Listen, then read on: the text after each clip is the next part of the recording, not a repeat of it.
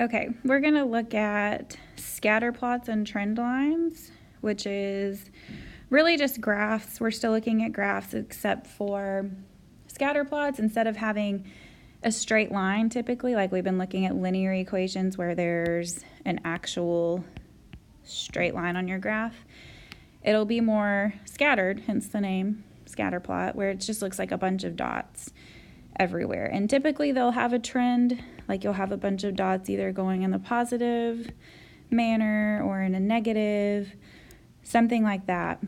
But for now, we're just going to look at these to see if they're linear or nonlinear. So the first one, use a scatter plot to answer questions 1 and 2. So the weather conditions are recorded daily. The following scatter plot shows the dew point versus the maximum humidity for a given time period. Okay, so we're looking at the humidity over the dew point, or Fahrenheit. Okay, so we've got points here, here, here, here. And so if we look, there's not really a trend. So not a positive trend, not a negative trend.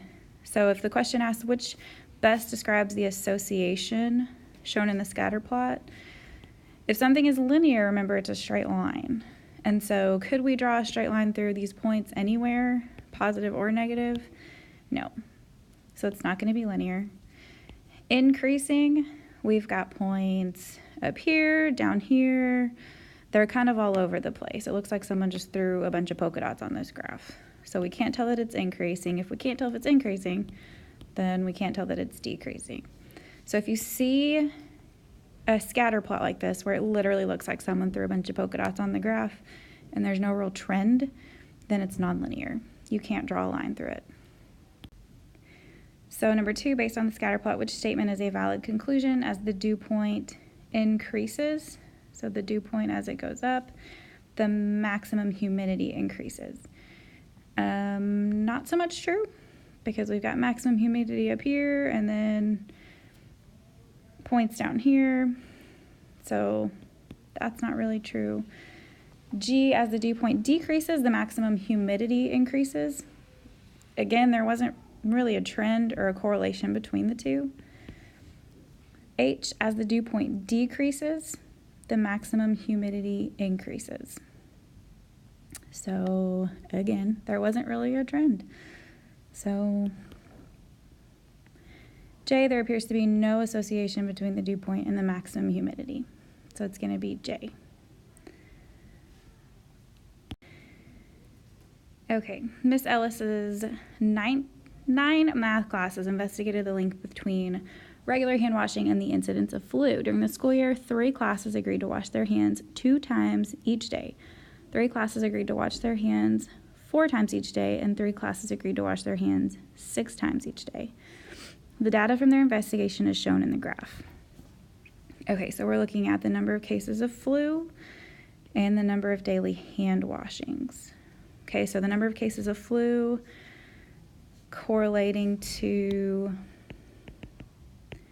the hand washings. How many number of hand washings? That looks like a W. Okay, so if we look at this and I look and see where all of my points are, I've got a point there, there, there, there. Can you see what's kind of happening with those points? They're all kind of going downward, right? So the fewer hand washings they have, so if they wash them 2 times a day, the chances of, or the cases of having the flu, 8, 7, and 6, that's a lot. But the more they wash their hands, the fewer cases of the flu that they have. And so when we look at the left side of our graph and our line goes down, remember what kind of a slope or a line that is? It's negative. So looking at my answer choices, positive trend, no, because that would be going up. No trend, that would be like the one we just looked at, and that's not true because there is a trend. Average trend, no, because it's a negative trend. 4, which statement best describes the association in the scatter plot? The association of the data is nonlinear. Well, really, we could draw a fairly straight line through those points. It could make a line.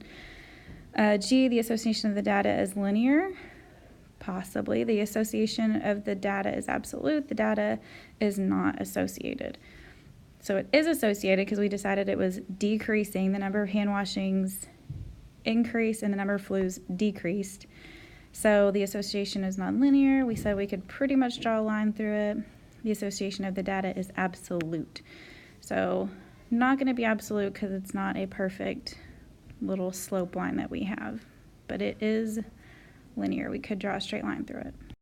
Okay, on the back, we're going to use these graphs to answer the questions that follow. So the scatter plot displays data gathered on the population growth of Jefferson since 2000. So we've got the number of years since 2000, and the years increase, and our population increases. So as the years go on, the population is increasing. And so based on the trend line, which is the best prediction of the population of Jefferson in 2018? So 18 is going to be out here somewhere. So we're going to have to try to predict based on what we have going on here. So looking at your answer choices, A says 43,000 people. So let's look at where it was in the very last year. So in 2014, it was about 40,000. So my answer choice is the first one, 43,000, possibly because it would have to be more than 40. 4,500, no, because that would be way down here. 50,000, that might be too high, or 5,000. 5,000 is going to be way too low. 5,000 would be, again, like right here. So either 43,000 people or 50,000 people. So we need to look at our other options. Okay, so it looks like for every 2 years, so 2 to 4 years, it increases about 5,000 people is what it looks like. About. So if we go from 2014 to 2018, so 2014 there's about 40,000 people. That means in 2016 there would be about 45,000 people, and so then in 2018 there would have to be about 50,000 people. So C. So then on number 2, based on the data, which of the following could be true? Okay, so just remember on that following data, we were thinking in 2018 the population was about 50,000. And it looked like generally the population was going up by 5,000 every 2 years. Okay, just based on that line that we're looking at. So it's going up 5,000 people every 2 years. So the population in Jefferson in 2022 will likely be fewer than 55,000. So if we're going off of that graph in 2020, the population should be about 55,000. So in 2022, it would have to be more than that, not fewer than that. G, the population in Jefferson in 2022 will likely have increased to about 60,000. Possibly, because if I keep adding on to those years in 2022, it should be about 60,000. So that's a maybe. H, the population in Jefferson in 2022 will likely be greater than 65,000. So that shouldn't work. If once we get to 2022, we're at 60, it won't be greater than 65. Or J, the population in Jefferson in 2022 will likely have increased to about 70,000. Again, that's going to be too high because it's going up by 5,000 people every 2 years. So it should be G. Okay, use the graph to answer questions 3 and 4. So we're looking at ice cream sales, and our Y value is the cones sold per day and the temperature in Fahrenheit. So it's increasing. As the temperature increases, the cones per day that are sold is increased. So the more ice cream is sold, the hotter it gets. Which of the following could be true about Carter's ice cream sales? When the temperature is 55 degrees, so somewhere in here, Carter sells about 55 ice cream cones. So about here, and that's where that line falls. That should be between 50 and 100. That should be about 75. So I don't think that's true. I think that's a little too high. When the temperature is below 40 degrees, Carter sells a negative number of ice cream cones. B, when the temperature is below 40 degrees, Carter sells a negative number of ice cream cones. Can you sell a negative number of anything?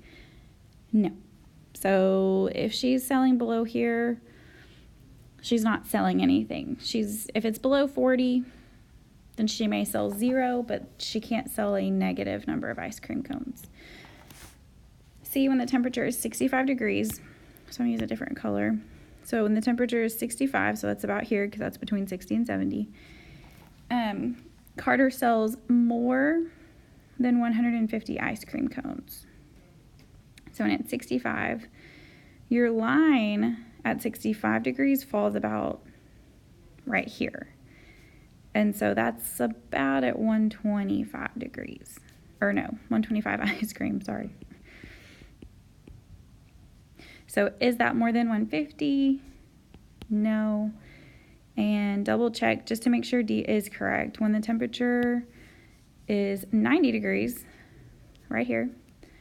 So at 90 degrees, our line has cut off. So we don't actually have our line there, but we can use the line we had to kind of predict. So Carter sells about 275 ice cream cones. So let's see if that's right. And it looks like it is, because between 250 and 300, that would be about 275. And so that's right. Number 4, based on the trend line, which is the best prediction of the number of cones sold when the temperature hits 100 degrees. Okay, so based on the last question, if it's 90 degrees and they sell about 275 ice cream cones, then I already can eliminate F and G because those were a little too low. Okay, so if we bump up to 100, based on that, so that's just 10 degrees different. So I think 400 would probably be a little too high, but 330 would probably be good because it's going to be higher than 300, but I don't think it would be all the way up to 400 because your graph over here is going by 50s. So we're going to say 330 cones.